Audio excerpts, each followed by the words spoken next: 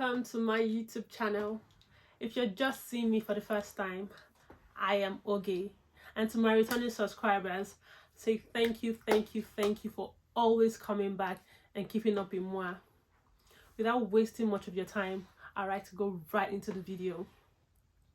But before I start, I would like to state a quick disclaimer that I am not a lawyer or financial advisor, and every information that is stated here shouldn't be a substitute for financial advice or legal advice.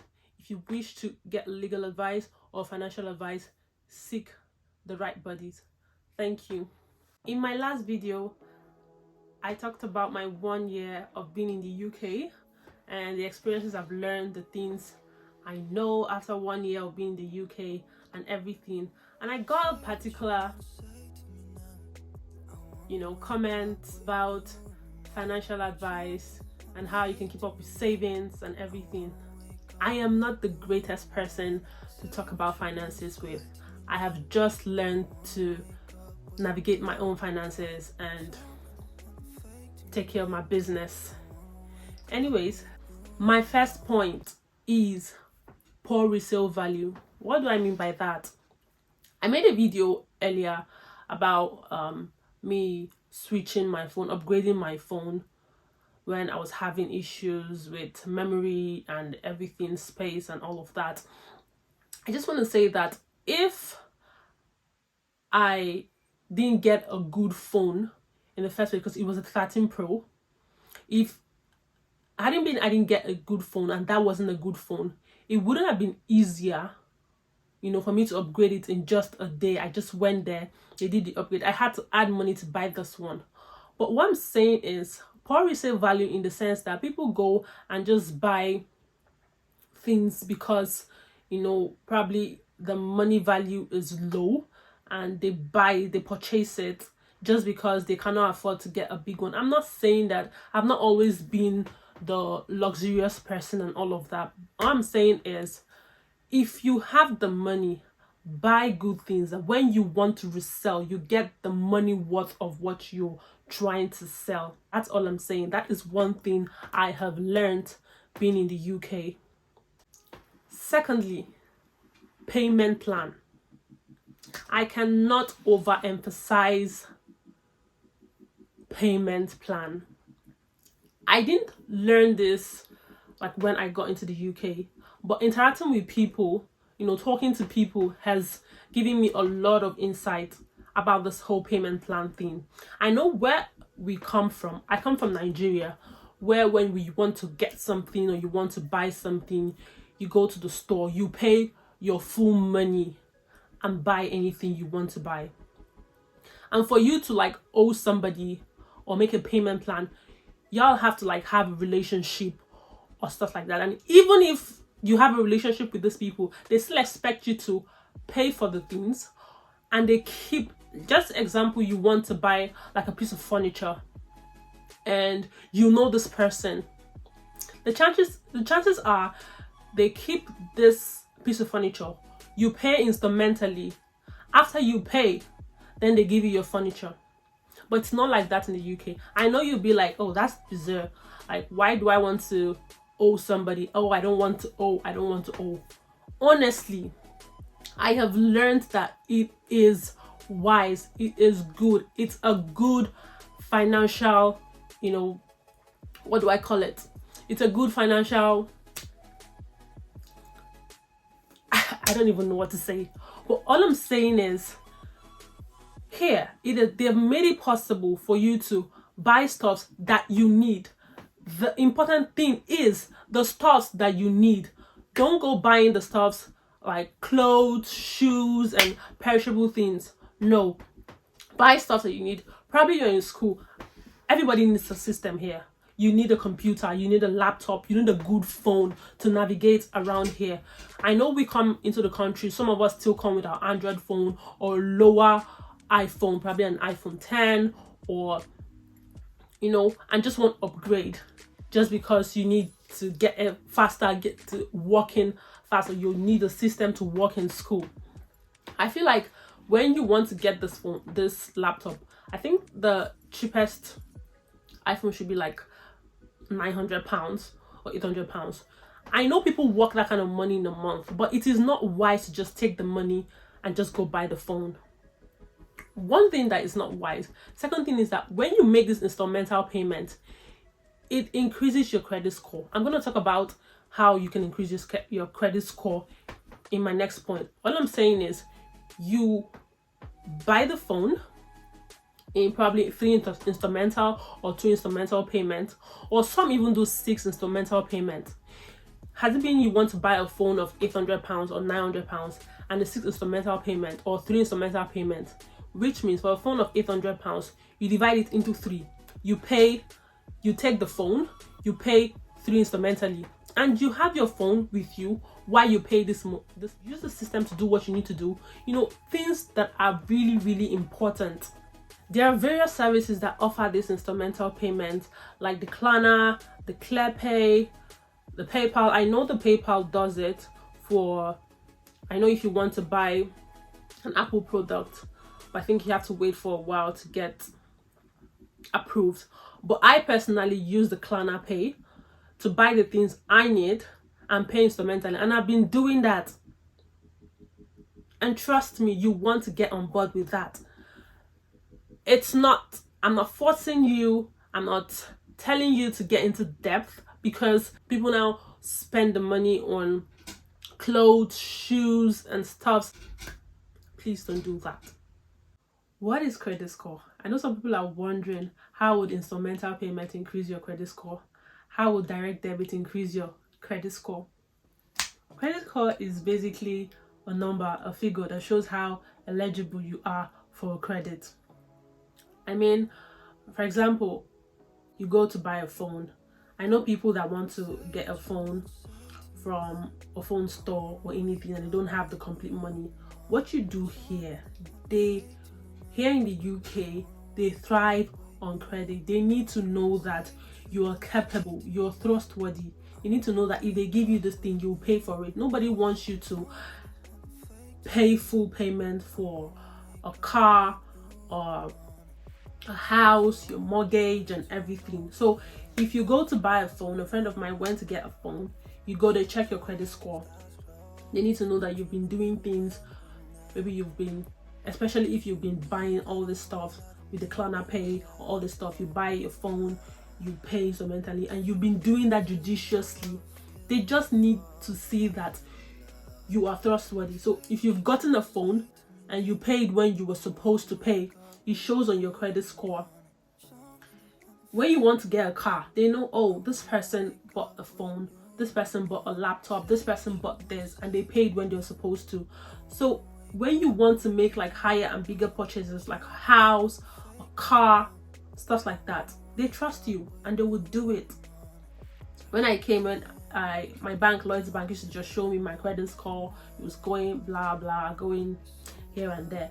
When I started doing purchases with Klarna Pay, even when my friend wants to buy something, they send me the money, I pay instrumentally. I just keep the money in my account. They don't need you to go and just buy something like that. They need to see that you are consistent enough to pay money small. I don't buy these things because I don't have the money. And trust me, if you just go and buy a laptop of £1,000 and then you need £500 the next day, what happens then? I buy this stuff instrumentally, not because I don't have the money, but because I need to increase my credit score. This helps me in the future, 5 years to come, if I want to start paying mortgage for my house when I buy my house. All I'm saying is, you don't have to be unwise about this. For you to be able to trust yourself financially, get on board and do what you need to do. At this point, it is a crime if you have not subscribed to my channel. So I'm just gonna wait. Thank you for subscribing. The next thing I'm going to talk about is the direct debit. What is the direct debit? I talked about this in my last video of the things I've learned since I've moved to the UK, for 1 year, and I spoke a bit about direct debit, but right now I'm just going to expatiate it. Direct debit is an automated way of making payment. You just, obviously you have to have money in your account to set up the payment you need to pay. I mean, you have to pay for your rent, your gym subscription like I do, your electricity, the water bill, and all of the bills you need to make. You set it up when you need to make the payment. Because here in the UK, they are very particular about the time when you need to make this payment. And mostly it's like the first week of every month. So you make this payment because we have a lot of things to navigate. You have work, you have school for people that are in school, you have lectures, you have assessment, you have a lot of things we think about here. Trust me, you don't want to add all this, a lot of payment to your head, because right now I don't even know when I started my gym, so I don't think I remember when my gym subscription is. But because I've set up this direct debit, it helps them just, you know, take the money without having to start transferring and everything, and we get lost in our daily activities and we tend to forget, and it affects us if you don't make this payment when it's supposed to be made. It really affects you. So the direct debit is just an automated way of making payments without hassle. So if you're not using this, please jump on it. It would really help you to make payments where it's supposed to be made. The fourth thing I'm going to talk about is house rent, and this is for international students. As an international student, when you come into the UK for the first time, especially those who come in the September intake, so I came in the January intake, it was cold, but it wasn't that cold. But if you're coming in September intake, it is very cold. Please, I don't think you have any business being in a house where it's bills exclusive. Look for a house where you pay your bills inclusive. What this means is that you don't have to pay your rent and also pay, because as an international student we do not pay council tax, so you don't have to pay your rent and also pay your utility. It will be frustrating because you need to be able to use as much electricity as you can. So staying in a bills inclusive place gives you the luxury of just paying add your utility to your rent, and then you just pay it at once. You do not have any business being in a house unless you're very rich, by all means. But come on, it's still wise, you know. Nobody, if you stayed rich, it means you should be wise, or maybe your parents have a lot of money. But notwithstanding, you can still save up a lot of money, and to save you a lot of stress having to think about your electricity bill, your water bill, and all of that. So as an international student, please stay in a place where it's bills inclusive. You don't have any business in a house that is not bills inclusive. So if you're done with school, or maybe in your first year, your placement year, you want to change and go to a place that's not bills inclusive, by all means. But coming to the country for the first time, you need to stay in a place where it's bills inclusive. The fifth point I'm going to be making is bargaining for things. Yes, you heard me. Bargaining for things. Where I come from, when we go to the market, you just price things. No, this is how much I have for this is how much I have. Do not live that kind of lifestyle in Nigeria and now come here and come and be forming. No, I know it feels like most stores you go to, they already have the price tags to it. But trust me, except for the clothing store and all of that, maybe if you want to buy a piece of furniture or things that are not like, except for the clothes, trust me, except for the clothes, and some places you even go self, even some charity store, I have bargained. Yes, I have bargained, and it worked for me. So I'm saying some places you go to where it's not like a fixed price, especially furnitures and like big commodity. Go. You don't have to be so dramatic about it. Oh, I'm leaving, or is that the last price? No, you just say, what's the best offer? What deal can I make? What's the best deal? Do you get?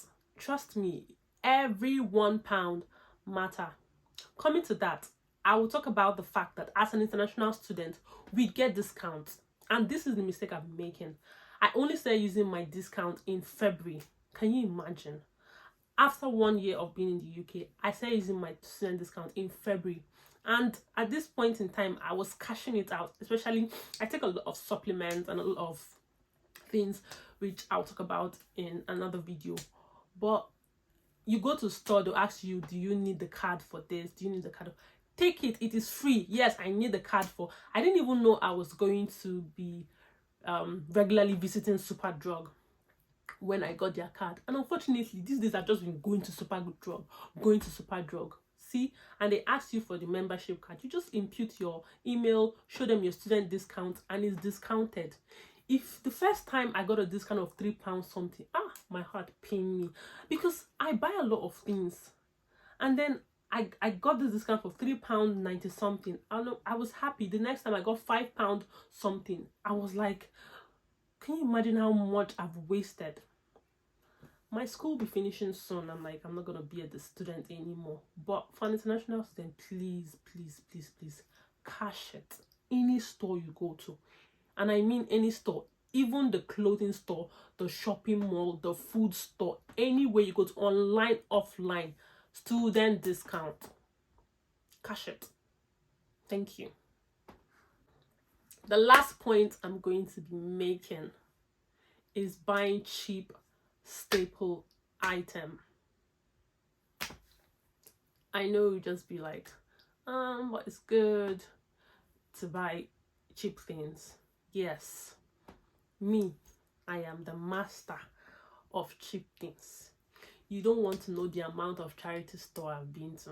Almost, let me just say, a good percentage of my things are from charity store.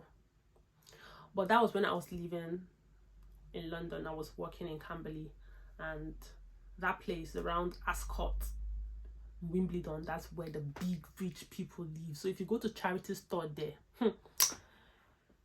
those people, the charity store is like, you get a good jacket that's worth £1,000 for like £10 or £20. Is different. What I mean by cheap staple items are things you use regularly.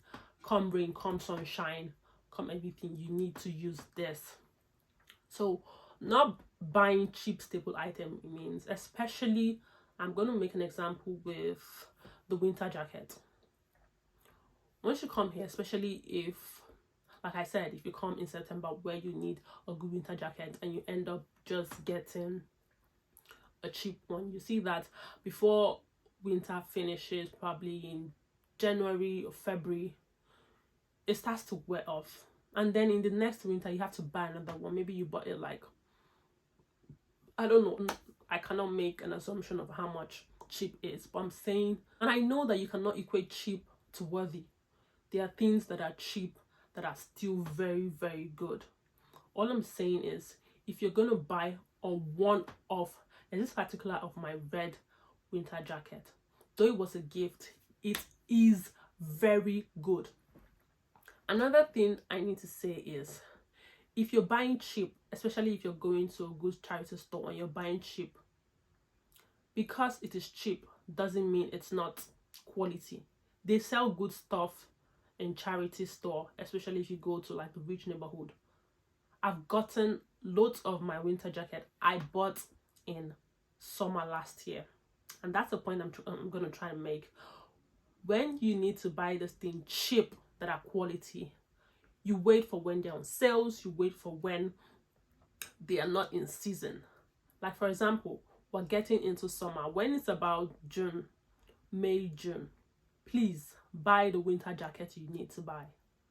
It will be less expensive. That expensive jacket that is worth £150 now, trust me, in summer, it's going to be worth nothing. And then you can buy as much as you want. You just need to be very wise. And in winter, you buy the summer clothes you want to slay in. Right now, I have everything I need. I have my summer clothes, I have my winter clothes, so I'm ready for any weather.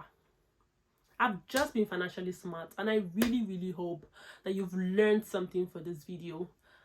I would like for you to subscribe to my channel, give me a thumbs up, put your comment, whatever it is that you've learned, what it is that you've done wrong or you've learned from, just help people. If I've said anything that you want to add to, please put it in the comment section and I can discuss it later. Thank you very much for watching this video to the end. I'll see you in my next video. Bye.